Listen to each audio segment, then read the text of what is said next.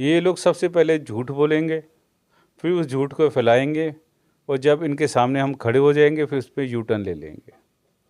ये केशवपुरम स्कूल की जो ये बात कर रहे हैं, आज से 2.5 साल पहले भारतीय जनता पार्टी के समय इसका शिलान्यास किया गया।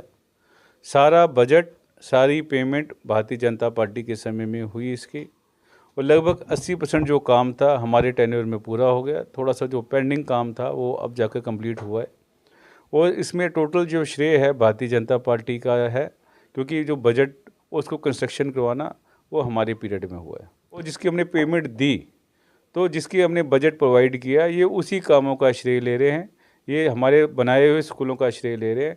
मैं चैलेंज करता हूं आम आदमी पार्टी को, आम आदमी पार्टी की महापौर को, कृपया बताइए आपने कितने स्कूलों का शिलान्यास किया। आप देखो, ये तो बहुत ही क्रांतिकारी लोग हैं। बेसिकली ये क्रांतिकारी नहीं, डकैत लोग हैं।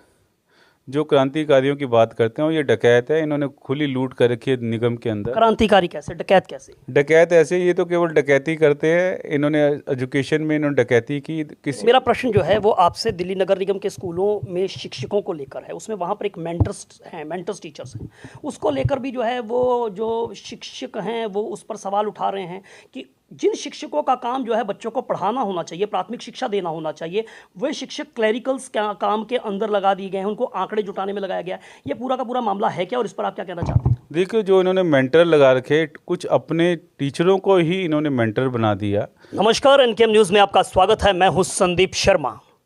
दिल्ली की शिक्षा क्रांति में आम आदमी पार्टी ने क्रांतिकारी बदलाव किए हैं, और अब दिल्ली नगर निगम के अंदर भी ये क्रांतिकारी बदलाव जो है वो शुरू कर दिए हैं।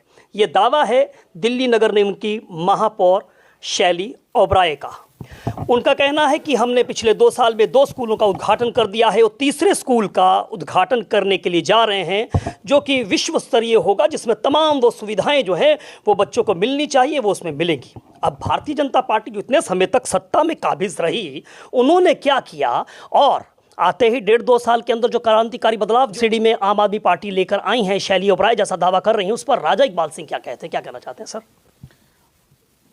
मैं अपनी बात रखने से पहले मैं आम आदमी पार्टी की बैकग्राउंड बताना चाहता हूँ। ये लोग सबसे पहले झूठ बोलेंगे, फिर उस झूठ को फैलाएंगे, और जब इनके सामने हम खड़े हो जाएंगे फिर उस पर यू टर्न ले लेंगे। ये केशवपुरम स्कूल की जो ये बात कर रहे हैं, आज से 2.5 साल पहले भारतीय जनता पार्टी के समय इसका शिलान्यास किया गया। सारा बजट, सारी पेमेंट भारतीय जनता पार्टी के समय में हुई इसकी, और लगभग 80% जो काम था हमारे टेन्योर में पूरा हो गया। थोड़ा सा जो पेंडिंग काम था वो अब जाकर कंप्लीट हुआ है, और इसमें टोटल जो श्रेय है भारतीय जनता पार्टी का है, क्योंकि जो बजट उसको कंस्ट्रक्शन करवाना वो हमारे पीरियड में हुआ है। अब आम आदमी पार्टी ने 1.5 साल के अंदर एक भी स्कूल को बजट नहीं दिया। जब इनकी स्टैंडिंग कमेटी नहीं बनी तो ये बजट कहाँ से देंगे, बजट कैसे पास करेंगे? कोई इन्होंने प्रोजेक्ट नहीं नया बनाया। जो हमारे काम थे 90% हमारे जो काम कंप्लीट हो गए थे, जिसकी हमने पेमेंट की और जिसकी हमने पेमेंट दी, तो जिसकी हमने बजट प्रोवाइड किया, ये उसी कामों का श्रेय ले रहे हैं, ये हमारे बनाए हुए स्कूलों का श्रेय ले रहे हैं। मैं चैलेंज करता हूं आम आदमी पार्टी को, आम आदमी पार्टी की महापौर को, कृपया बताइए आपने कितने स्कूलों का शिलान्यास किया, आपने कितने स्कूलों को बनाया। यानी कि आप कह रहे हैं कि वो झूठ बोल रही हैं और भारतीय जनता पार्टी के किए गए कामों का श्रेय लेने की कोशिश कर रही हैं। मैं आपको टेक्निकल बात समझा देता हूँ। जब स्टैंडिंग कमेटी ही नहीं बनी, जब इनके पास कोई बजट ही नहीं है, तो कैसे बिना पैसे के कैसे कंस्ट्रक्शन करवाएंगे?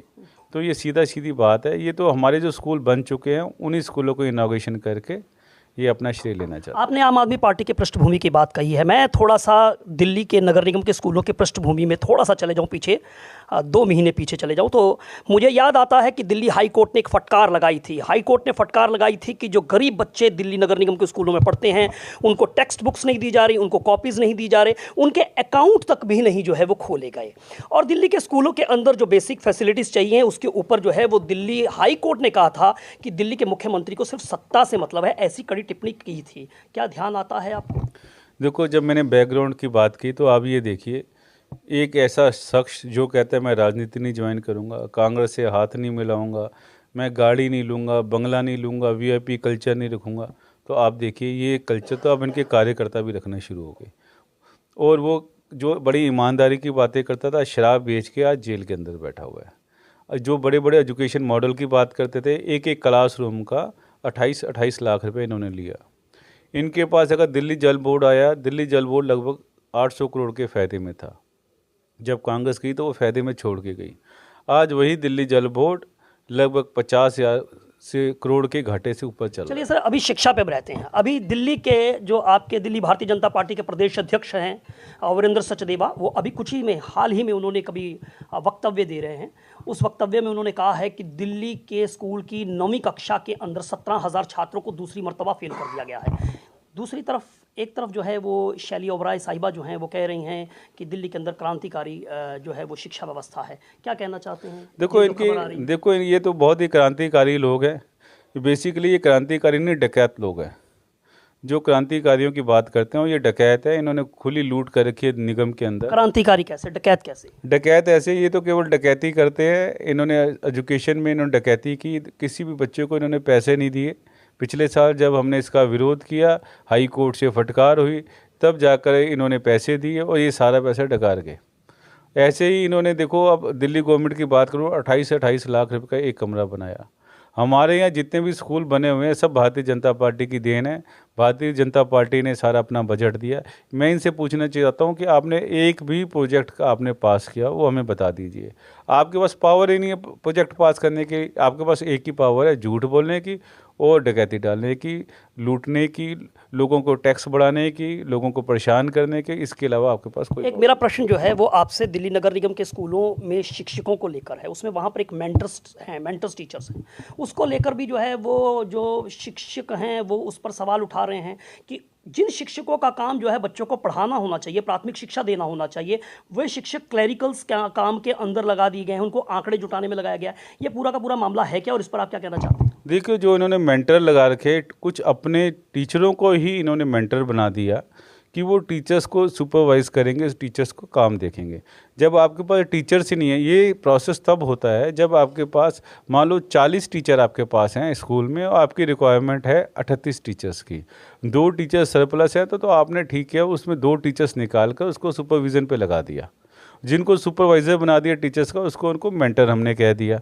मगर आपके पास ऑलरेडी आपकी रिक्वायरमेंट है 40 टीचर की, और स्कूल में टीचर है 20 में भी आपने 2 निकाल लिए, तो टीचर्स तो 18 रह गए पढ़ाने वाले, तो स्कूल की वैसे ही। सर, स्कूलों में कितनी टीचर्स की कम है, कितने कम टीचर्स हैं, कुछ इसके बारे में आपको जानकारी होगी, आप नेता प्रतिपक्ष? देखो, ऐसा है कि लगभग 20% टीचर स्कूलों के अंदर नहीं है जिसकी रिक्वायरमेंट होनी चाहिए। स्कूलों को तो ये हाल है कि स्कूलों में ना टीचर्स हैं, ना आया है, ना इनके पास चौकीदार है, ना इनके पास डाटा ऑपरेटर है, और मैक्सिमम स्कूलों की यही हालत है। चलिए, बातचीत के लिए शुक्रिया। तो राजा इकबाल सिंह, देखिए प्राथमिक शिक्षा बहुत महत्वपूर्ण है क्योंकि ये बच्चों की नींव रखती है। ऐसा प्रेस कॉन्फ्रेंस के अंदर भी जो है वो कहा गया। लेकिन सवाल ये है कि जब टीचर्स की कमी होगी तो वो बच्चों की नींव कैसे मजबूत होगी? जब बच्चों को आधा साल निकलने तक जो है कॉपियाँ किताबें नहीं दी जाएंगी, जो गरीब बच्चों से आते हैं, आर्थिक रूप से पिछड़े हुए वर्ग के जो बच्चे वहाँ पर पढ़ते हैं, अगर उनको जो सरकार जो उनको नियम मुताबिक जो सुविधा देती है अगर वो नहीं देगी, उनके अकाउंट में पैसा ट्रांसफ़र नहीं किया जाएगा, तो वो गरीब के बच्चे, मजदूर के बच्चे जो है वो स्कूलों में शिक्षा कैसे जो है वो ग्रहण करेंगे? हालांकि ये अलग बात है कि यहाँ पर जो है वो श्रेय लेने की होड़ जो है वो ज़रूर दिखाई देती है, लेकिन सवाल यहाँ पर बच्चों के भविष्य का है। Sandeep Sharma, NKM news, Delhi.